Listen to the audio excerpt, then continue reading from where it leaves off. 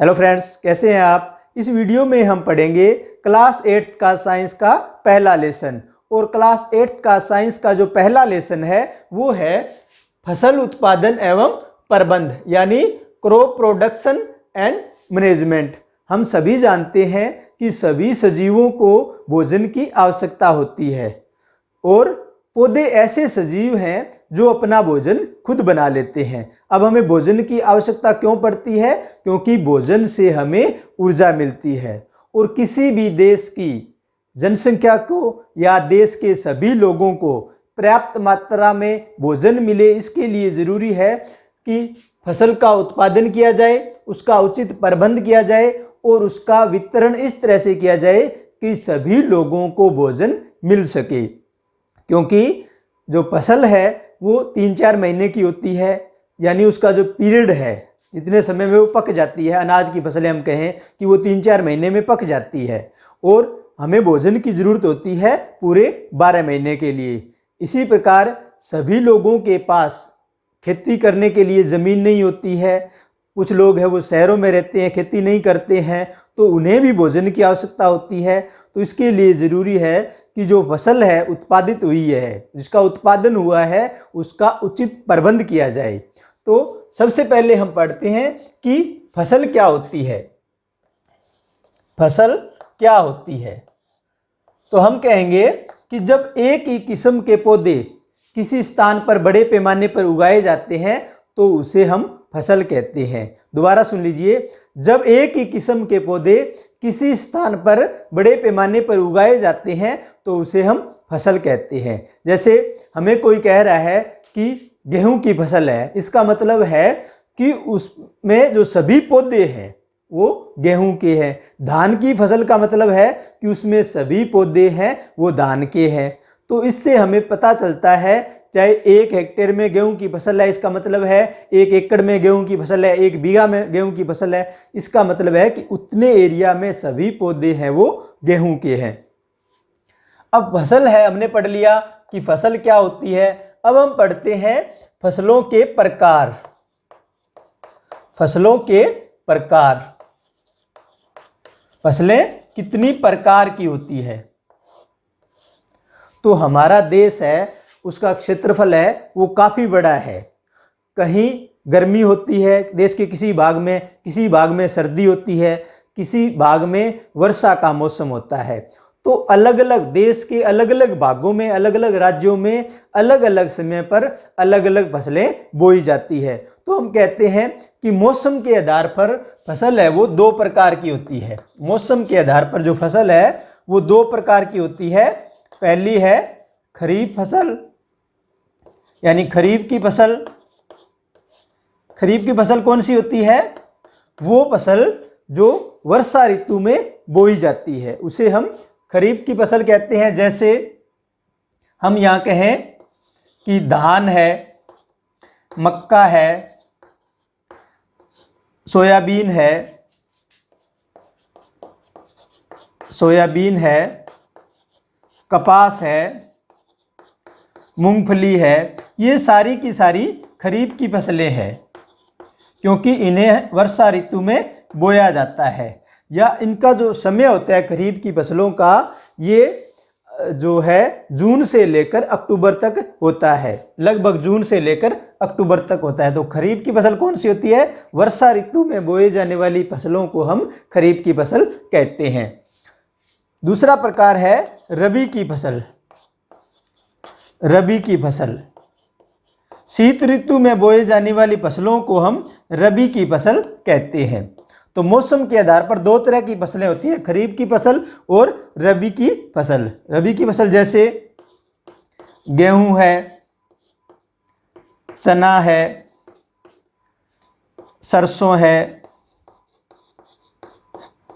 मटर है इत्यादि। ये सारी की सारी क्या है? रबी की फसलें हैं, क्योंकि इन्हें शीत ऋतु में बोया जाता है। अब ऐसे प्रश्न पूछ लेते हैं कि धान की फसल को या धान को शीत ऋतु में क्यों नहीं बोया जाता। तो हम कहेंगे धान खरीफ की फसल है और खरीफ की फसल के लिए तापमान अधिक आवश्यक होता है, अधिक तापमान की जरूरत होती है और शीत ऋतु में तापमान कम रहता है। इसलिए हम धान की फसल को है शीत ऋतु में नहीं बो सकते। ऐसा पूछ लिया जाए कि गेहूं को खरीफ की फसल के रूप में क्यों नहीं बोया जा सकता, तो हम कहेंगे कि गेहूं है वो रबी की फसल है और रबी की फसल को कम तापमान की आवश्यकता होती है, जबकि खरीफ फसलों में अधिक, खरीफ फसलों के समय या जिनका जो टाइम होता है उसमें तापमान है वो अधिक होता है। इसलिए हम गेहूं को खरीफ की फसल के रूप में नहीं बो सकते। हमें पता है गर्मियों में तापमान ज़्यादा होता है और सर्दियों में तापमान कम होता है, तो ये सर्दियों की फसल है और खरीफ फसल है ये वर्षा ऋतु में बोई जाती है। इसका जो टाइम है जून से लेकर अक्टूबर तक का हमें पता है, उसमें गर्मी होती है, और इसका जो टाइम है जो नवंबर से लेकर अप्रैल तक का होता है रबी की फसल में। अब हम देखते हैं, हमने पढ़ लिया फसल क्या है, फसल कितने प्रकार की होती है। अब हम देखते हैं कि किसी किसान को फसल उगाने के लिए कुछ क्रियाकलाप करने पड़ते हैं, और वो जो क्रियाकलाप है उन्हें हम कृषि पद्धतियाँ कहते हैं। फसल उगाने के लिए किसानों के द्वारा जो क्रियाकलाप किए जाते हैं एक निश्चित समय अवधि में, उन्हें हम क्या है, कृषि पद्धतियाँ कहते हैं। पहला क्रियाकलाप या पहला कृषि पद्धति हम लिखते हैं मिट्टी को तैयार करना या मिट्टी की तैयारी। पहला क्रियाकलाप क्या है, मिट्टी की तैयारी या मिट्टी तैयार करना। दूसरा क्रियाकलाप है बुआई। एक बार हम क्रियाकलाप लिख लेते हैं, फिर इनका डिटेल में पढ़ेंगे। तीसरा है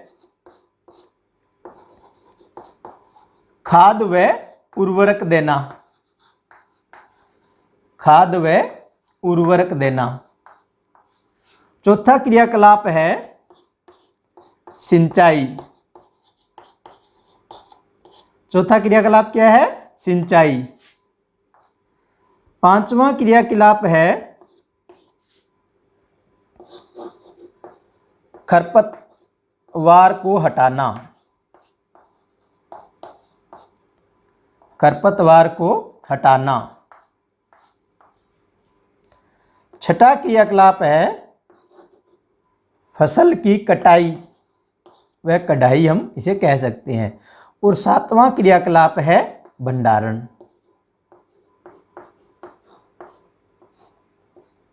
जो हमने फसल की कटाई की उस फसल का भंडारण करना।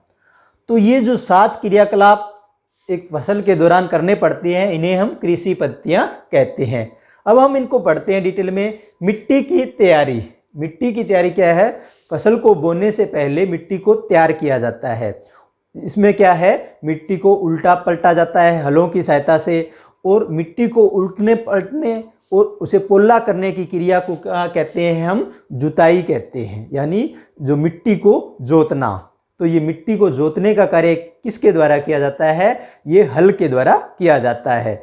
तो पहले जो हल है पुराने टाइम में वो बैलों के पीछे जोड़े जाते थे, ऊंट के पीछे जोड़े जाते थे। जैसे हल है, कुदाली है, वो लकड़ी का बना होता था, कुछ उसमें पार्ट है वो लोहे का लगा होता। तो आजकल के टाइम में है ट्रैक्टर से क्या है, जुताई की जाती है, और जो हल जैसे कल्टीवेटर है ये ट्रैक्टर से जोड़े जाते हैं। तो मिट्टी तैयार कैसे की जाती है, मिट्टी को हल के द्वारा उल्टा पलटा जाता है। उल्टने पलटने से क्या होता है, मिट्टी मुलायम हो जाती है, और मिट्टी के मुलायम होने से क्या होता है कि जो फसल के अंदर हमें पता है कि जो मिट्टी को हम उल्टेंगे पलटेंगे बार बार, तो उससे क्या होगा कि जो पौधे की जड़ें हैं वो आसानी से गहराई में चली जाएगी, वो पोषक तत्वों को आसानी से अवशोषित कर पाएंगी।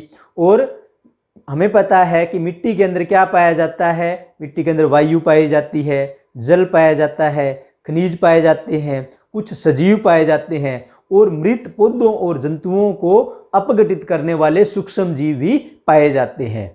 फसल का जो पौधा होता है वो धरातल से कुछ सेंटीमीटर की जो मिट्टी है उसको काम में लेता है। तो मिट्टी को उल्टने पलटने और पोला करने से जो पोषक पदार्थ है वो ऊपर आ जाते हैं, जिससे क्या है, पौधों की वृद्धि अच्छी होती है। तो और क्या फ़ायदा होता है मिट्टी को उल्टने पलटने और पोला करने से? इससे क्या है, हानिकारक जैसे खरपतवार है वो नष्ट हो जाते हैं, हानिकारक कीट है वो नष्ट हो जाते हैं, और मिट्टी क्या है, मुलायम होती है, जिससे मिट्टी में क्या है, जो वायु का प्रवाह है वो आसानी से होता है। तो मिट्टी को उल्टने पलटने से पोषक पदार्थ है वो ऊपर आ जाते हैं, जिसे पौधे क्या है, आसानी से ग्रहण कर सकते हैं। तो हमने पहला पढ़ा है मिट्टी की तैयारी, कि मिट्टी को कैसे तैयार किया जाता है।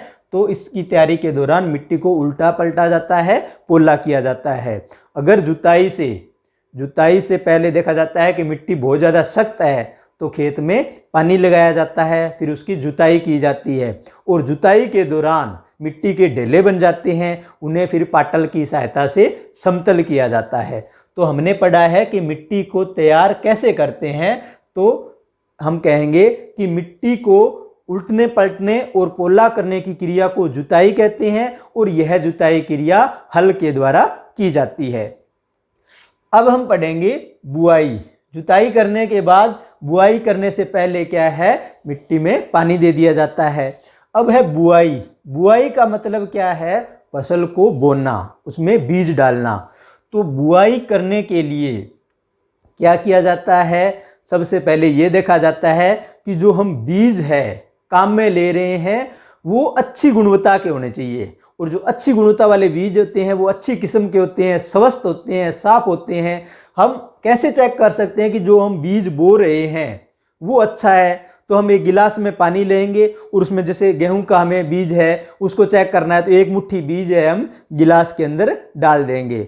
तो जो बीज खोखले होंगे, क्षतिग्रस्त होंगे, वो पानी में ऊपर तैरने लगेंगे, यानी जो ऊपर तैर रहे हैं बीज वो बुआई के लायक नहीं है। और जो अच्छे बीज होंगे, यानी जिनकी अंकुरण क्षमता नष्ट नहीं हुई है, वो पानी में नीचे गहराई में बैठ जाएंगे। तो इसकी सहायता से हम चेक कर सकते हैं कि कौन से बीज अच्छे हैं, कौन से बीज खराब है। अब बुआई का कार्य किसके द्वारा किया जाता है, हल के द्वारा किया जाता है। और जो हल है, पहले क्या है, बैलों के पीछे जोड़े जाते थे, ऊंटों के पीछे जोड़े जाते थे। तो अब क्या है, जो आधुनिक कृषि पद्धतियां हैं उनमें क्या है, बुआई है वो ट्रैक्टरों के द्वारा की जाती है, जिसमें जो मशीन काम में लेते हैं उसे सीड ड्रिल कहते हैं।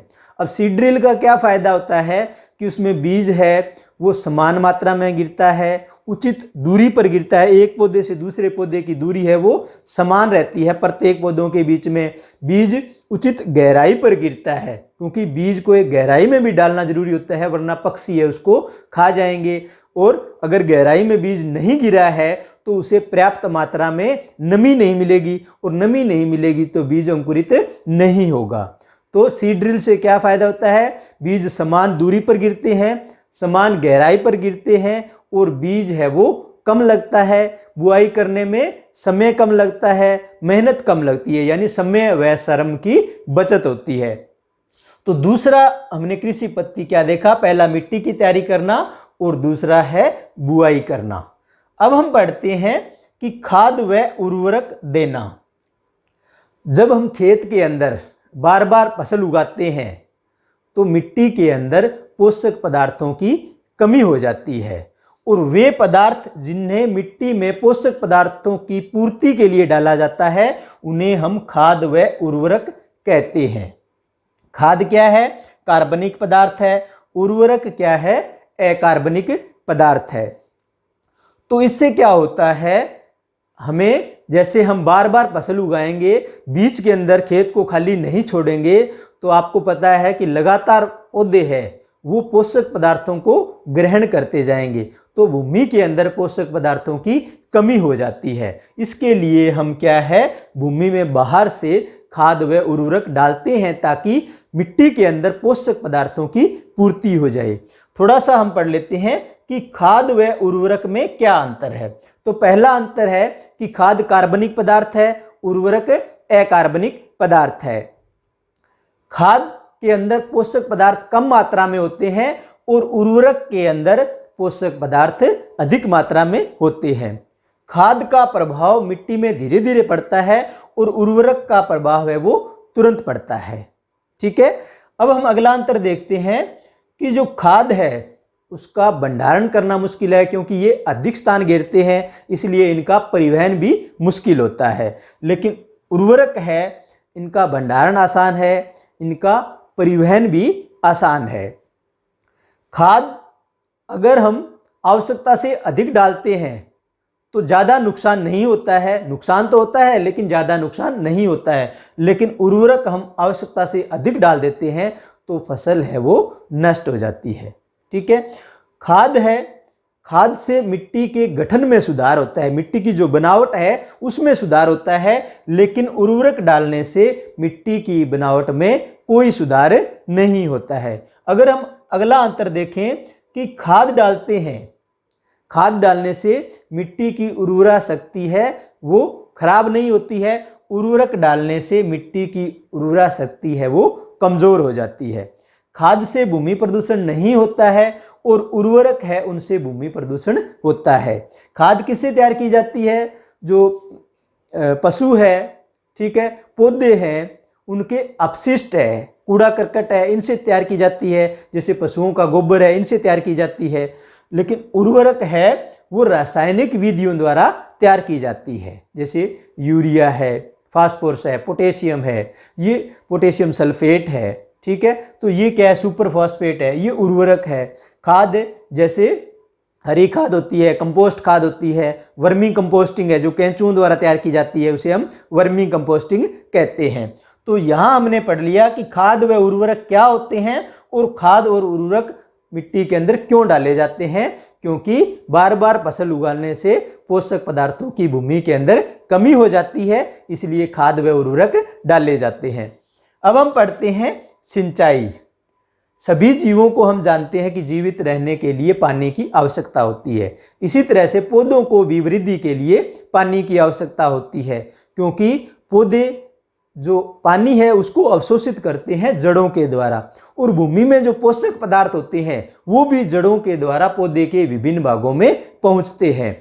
तो पौधे के अंदर क्या होता है? लगभग 90% जल होता है। तो पौधे को भी जीवित रहने के लिए, अपनी वृद्धि के लिए, अपने परिवर्धन के लिए पानी की आवश्यकता होती है। तो खेत के अंदर विभिन्न समय अंतराल पर पानी देना क्या कहलाता है? सिंचाई कहलाता है। विभिन्न समय अंतराल पर खेत में पानी देना सिंचाई कहलाता है। अब खेत में पानी कब कब देना होता है ये भी निर्भर करता है कि हमने कौन से मौसम में फसल उगाई है और किस प्रकार की फसल उगाई है। क्योंकि कुछ फसलें ऐसी होती है जिन्हें अधिक पानी की आवश्यकता होती है और कुछ फसलें ऐसी होती है जिन्हें कम मात्रा में पानी की आवश्यकता होती है। गर्मी सर्दी का भी इसमें प्रभाव पड़ता है, क्योंकि हम गर्मियों में देखते हैं कि पौधे हैं वो दोपहर के समय मुरझा जाते हैं, क्योंकि पौधों से पानी है वो वाष्पित होता रहता है। तो गर्मियों में पानी देने की आवश्यकता अधिक होती है, यानी गर्मियों में जो हमने फसल उगाई है उन्हें हम अधिक मात्रा में हमें पानी देना पड़ेगा। सर्दियों में क्या है? पानी देने की आवश्यकता कम होती है। तो सिंचाई क्या कहलाता है? पौधे की वृद्धि और परिवर्धन के लिए उसमें पानी देना क्या है? सिंचाई कहलाता है। अब सिंचाई क्या है? अलग अलग जगह पे अलग अलग तरीकों से की जाती है। कई जगह पे नदियों से की जाती है, कई जगह पे बांधों से की जाती है, कई जगह पे नहरों के द्वारा की जाती है, कहीं तालाब झील के द्वारा भी की जाती है, कहीं कुओं से की जाती है, कहीं नलकूप से की जाती है। तो अलग अलग तरीकों से सिंचाई की जाती है। अब हम पढ़ते हैं पांचवा, कृषि पद्धति है जो पांचवी, खरपतवार को हटाना। खरपतवार क्या चीज है? फसल के साथ उगे अवांछनीय पौधों को हम खरपतवार कहते हैं। यानी हमने फसल उगाई है, उनके साथ कुछ और पौधे उगे हैं जो हमारे लिए लाभदायक नहीं है, उन्हें हम खरपतवार कहते हैं। और खरपतवार को हटाना क्या कहलाता है? निराई या गुड़ाई। निराई या गुड़ाई। खरपतवार को हटाने की जो क्रिया है इसे हम निराई या गुड़ाई कहते हैं। अब खरपतवार को हटाना क्यों जरूरी है? कि जैसे हमने एक जगह 4 फसल के पौधे उगाए हैं, तो 4 पौधों को क्या चाहिएगा? जल भी चाहिए वृद्धि करने के लिए, जगह भी चाहिए, इन्हें प्रकाश भी चाहिए, पोषक पदार्थ भी चाहिए। लेकिन इन 4 के साथ 4 पौधे और उगे हैं, तो जल, जगह, प्रकाश और पोषक पदार्थ ये चारों चीजें हैं जो पहले 4 पौधों को मिलनी थी, अब 8 पौधों को मिलेगी। तो इससे क्या होगा? वो उनमें बंट गया है। यानी फसल के पौधे जो हमारे लिए ज़रूरी है उन्हें जल, जगह, प्रकाश और पोषक पदार्थ है वो अब कम मिलेंगे। तो इसके लिए इन खरपतवारों को हटाना ज़रूरी है। खरपतवार हटाना इसलिए भी ज़रूरी है, एक तो ये जल, जगह, प्रकाश और पोषक पदार्थों के लिए जो फसल के पौधे हैं उनके साथ प्रतिस्पर्धा करते हैं। दूसरा, कुछ खरपतवार है वो नुकसानदायक भी होते हैं जो पशुओं को और मनुष्यों को नुकसान पहुंचाते हैं। यानी उनमें कांटे होते हैं, हानिकारक रसायन होते हैं जो हमारे शरीर को नुकसान पहुंचाते हैं। अब हम खरपतवार को कैसे हटा सकते हैं? सबसे उचित तरीका होता है खरपतवार को हटाने का कि उनमें फूल और बीज बनने से पहले उनको हटा दिया जाए, वरना उनके जो बीज है वो ज़मीन में गिरेंगे तो अगले साल वो और ज़्यादा होंगे। तो बीज और फूल बनने से पहले हमें खरपतवार को हटा देना चाहिए। खरपतवार को हम कैसे हटा सकते हैं? उन्हें हाथ से उखाड़कर हटा सकते हैं, या दरांती है, कस्सी है, खुरपी है, उनके द्वारा हम धरातल के समीप से उन्हें काट सकते हैं। इसके अलावा हम क्या है, कुछ रसायनों का उपयोग कर सकते हैं जिन्हें खरपतवार नाशी कहते हैं। तो खरपतवार को नष्ट करने वाले रसायनों को हम खरपतवार नाशी कहते हैं। और खरपतवार नाशी जैसे 2,4-D है, ये खरपतवार नाशी है। तो स्प्रेयर की सहायता से इनमें पानी मिलाकर, जो खरपतवार नाशी है इसको पानी में मिलाकर स्प्रेयर की सहायता से इनका छिड़काव किया जाता है, जिससे पौधे नष्ट हो जाते हैं। तो खरपतवार को हटाना भी क्या है, एक कृषि पद्धति है और ये अच्छी फसल के लिए एक जरूरी क्रियाकलाप है। अब हम देखते हैं कटाई। तो ये क्रियाकलाप करने के बाद फसल है वो पक जाती है। पकने के बाद फसल की है कटाई की जाती है। कटाई अलग अलग फसलों की अलग अलग तरह से की जाती है और अलग अलग जगहों पे भी अलग अलग तरीके से की जाती है। जैसे कुछ फसलों को है या कई जगहों पे फसलों को हाथ से दरांती की सहायता से काटा जाता है, कुछ जगह पे हार्वेस्टर के द्वारा काटा जाता है। ठीक है, तो अलग अलग तरीकों से फसलों की कटाई है वो की जाती है। फिर क्या होता है, जो हमने फसल की कटाई की है, यानी हार्वेस्टर के द्वारा हमने फसल की कटाई कर ली है, काटने के बाद जो बीज है और जो भूसा है वो साथ है, उनको अलग किया जाता है। और बीज और भूसे को अलग करने की जो प्रक्रिया है उसे हम क्या कहते हैं, थ्रेसिंग या मढ़ाई। थ्रेसिंग या मढ़ाई कहा जाता है। ये थ्रेसिंग क्या चीज है, बीज को भूसे से अलग करने की प्रक्रिया थ्रेसिंग कहलाती है। फिर क्या है, जो थ्रेसिंग का कार्य और कटाई का कार्य एक साथ हो जाए, वो जो मशीन है उसे हम कंबाइन कहते हैं। अब कंबाइन क्या करती है, जो फसल की कटाई भी करती है और बीज और भूसे को अलग अलग भी कर देती है। तो इसमें समय भी कम लगता है और दोनों कार्य एक साथ हो जाते हैं। तो फिर फसल की जो है कटाई की जाती है और बीजों को चने भूसे से अलग अलग किया जाता है। कटाई का है अपने जो देश में है, क्योंकि ये किसान की पूरे साल की इसमें मेहनत होती है। तो कटाई के समय जब फसल पककर तैयार हो जाती है तो कुछ अपने देश में त्यौहार बनाए जाते हैं। जैसे कुछ राज्यों में पोंगल बनाया जाता है, होली, दिवाली बनाई जाती है, नबान्या है, बिहू है, बैसाखी है। तो ये अलग अलग जगहों पे ये त्यौहार भी मनाए जाते हैं। अब हमने क्या है, फसल की कटाई कर ली है, उसकी कढ़ाई कर ली है, थ्रेसिंग कर ली है, उसमें दाने निकाल लिए हैं। अब उनका क्या है, भंडारण करने की ज़रूरत होती है। और भंडारण क्या है, जब हम फसल निकालते हैं, जो ताज़ा फसल होती है उसके अंदर नमी होती है और फसल को भंडारित करने से पहले उसमें से उसकी जो नमी को हटाना ज़रूरी होता है। इसके लिए उस फसल को सुखाया जाता है। और भंडारण करने के लिए किन चीज़ों का ध्यान रखना चाहिए, एक नमी का ध्यान रखना चाहिए। और नमी अगर हमने हटा ली है तो फिर उसका ध्यान रखना चाहिए कि हम इस फसल को, जो फसल के जो बीज है या फसल के दानों के रूप में जो फसल है, उसको हम चूहों से कैसे बचा सकते हैं, कीट से कैसे बचा सकते हैं, उसे हम सूक्ष्म जीवों से कैसे बचा सकते हैं। तो इसके लिए क्या करते हैं, कुछ किसान है जो फसल है उसको जूट के बोरों में भंडारित करते हैं, कुछ धातु के पात्रों में, जैसे धातु की बड़ी बड़ी टंकियाँ होती है उसमें इनको भंडारित करते हैं। और जो बड़े पैमाने पर है, जैसे सरकार द्वारा इसको भंडारित किया है, बड़े बड़े धातु के पात्रों में किया जाता है जिसे हम साइलो कहते हैं, बड़े बड़े गोदामों में किया जाता है जिसे हम भंडार गृह कहते हैं। और इन साइलो के अंदर, भंडार गृह के अंदर ये ध्यान रखा जाता है कि फसलों को चूहों से, कीटों से और सूक्ष्म जीवों से इन्हें बचाया जा सके। और भंडारण किस लिए ज़रूरी है कि हम ये सोचें कि जब फसल हर साल हो रही है तो भंडारण क्यों ज़रूरी है। भंडारण जो मैंने पहले बताया था आपको कि पूरे साल फसल नहीं होती है। जैसे अनाज की फसल है, उसका अलग टाइम होता है, कुछ टाइम होता है, पूरे साल वो नहीं होती।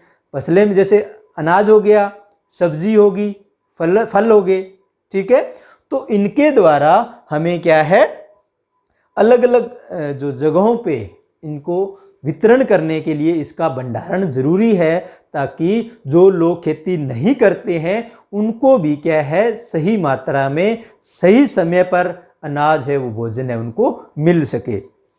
तो ये हमने कुछ क्रियाकलाप पढ़े हैं। सिंचाई का जो क्रियाकलाप है उसमें मैं दो आपको आधुनिक क्रियाकलाप भी बता देता हूँ जो आजकल प्रचलन में है और आपके सिलेबस में भी है। जैसे सिंचाई का जो एक क्रियाकलाप है वो है छिड़काव तंत्र, जिसे हम क्या है, स्प्रिंकलर सिस्टम कहते हैं। छिड़काव तंत्र ये चलन में है और आपके सिलेबस में भी है कि छिड़काव तंत्र क्या होता है, स्प्रिंकलर सिस्टम क्या होता है। ये असमतल भूमि होती है, भूमि क्या है, कहीं किसी जगह पे ऊंची होती है, किसी जगह पे नीचे होती है, तो उसके लिए ये पानी देने का सबसे बढ़िया तरीका होता है। इसमें क्या होता है, ऐसे ऊर्ध्व पाइप होते हैं, उनके सिरों पे घूमने वाले नोजल लगे होते हैं। जैसे ये पाइप है, खेत के अंदर डाली हुई है, तो इस ऊपर क्या है, ऐसे ऊर्ध्व पाइप है, खड़ी पाइपें हैं, उनके ऊपर नोजल लगे होते हैं। और जो ये पाइपें हैं आगे मुख्य पाइप से जुड़ी होती है। तो जब पंप के द्वारा पानी आता है तो इन घूमने वाले नोजल से पानी क्या है, बाहर निकलता है और पानी का जो पौधों पे ऐसे छिड़काव होता है जैसे वर्षा हो रही हो। तो इस कारण इसे हम छिड़काव तंत्र कहते हैं कि इस तरह से ऊर्ध्व पाइपें होती है, इन ऊर्ध्व पाइपों पे ऐसे ऊपर की ओर ऐसे घूमने वाले नोजल लगे होते हैं और ये पाइपें फिर क्या है, मुख्य पाइप से जुड़ी होती है और इस पाइप में जो पानी है वो पंप के द्वारा आता है। तो पौधों पे इसका छिड़काव होता है, जिस कारण इसे हम छिड़काव तंत्र या स्प्रिंकलर सिस्टम कहते हैं। दूसरा जो सिंचाई करने का तरीका है वो कौन सा है, ड्रिप तंत्र। ड्रिप तंत्र कौन सा होता है कि इसमें बूंद बूंद करके पानी क्या है, पौधों की जड़ों में गिरता है। जैसे जो फलों वाले पौधे हैं, बगीचे हैं, वृक्ष है, पाइपों के द्वारा उनकी जड़ों में, पाइपों का जो छिद्र है उनकी जड़ों में, ऐसे जैसे पाइप है तो यहाँ कोई पौधा है तो उसमें पाइप में एक छिद्र होगा और एक छिद्र से पानी क्या है, बूंद बूंद करके पौधों की जड़ों में गिरता रहता है। तो बूंद बूंद करके जड़ों में पानी गिरता है, इस कारण इसे हम ड्रिप सिस्टम कहते हैं। इसमें क्या है, पानी बिल्कुल भी खराब नहीं होता है, पूरी तरह से उसका उपयोग होता है, क्योंकि पानी सीधा है पौधे की जड़ के अंदर जाता है, यानी जड़, पौधे की जो जड़ है उसके पास में गिरता है। तो दूसरा जो तरीका है सिंचाई का, जो आधुनिक तरीका है, उसे हम ड्रिप तंत्र कहते हैं। इसके अलावा हमें क्या है, भोजन जंतुओं से भी प्राप्त होता है, जैसे दूध है, अंडे है, मांस है, ये हमें जंतुओं से प्राप्त होते हैं। और वैज्ञानिक तरीके से या वैज्ञानिक तौर तरीके से पशुओं की देखभाल करना और उन्हें पालना पशुपालन कहलाता है। तो पशुपालन है या जंतुओं से जो भोजन है, इसका बिल्कुल छोटा सा टॉपिक है, तो इसमें आपको इतना ही याद करना है। जो पूरा लेसन है, आपका पूरा पाठ है, वो इस पे है कि फसल उत्पादन कैसे करना चाहिए, उसका प्रबंधन कैसे करना चाहिए, फसल क्या है, फसल कितने प्रकार की होती है। तो फ्रेंड्स, ये था आज का वीडियो। अब हम मिलेंगे एक नए टॉपिक के साथ नए वीडियो में।